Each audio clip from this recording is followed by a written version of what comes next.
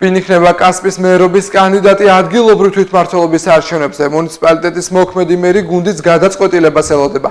ვახტანგ მაისურაძე ამბობს, რომ ქართული ოცნების რიგითი ჯარისკაცია და ნებისმიერ შემთხვევაში მზად არის გუნდის ინტერესების შესაბამისად იმოქმედოს.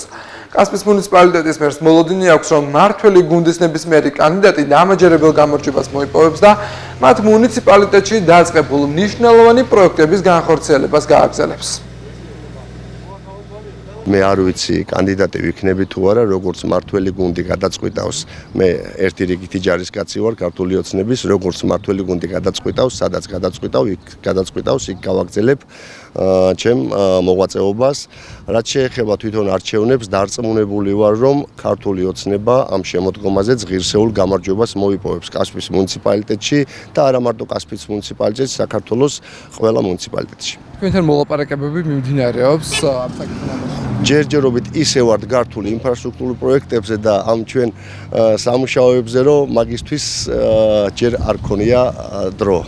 სრული გაქვთ რომ იყოთ მერი მუნიციპალიტეტის. როგორც გითხარით, ეგ მმართველი გუნდის გადასაწყვეტია და რა თქმა უნდა ჩვენც ისე მოვიქცევით, როგორც გუნდი გადაწყვეტავს.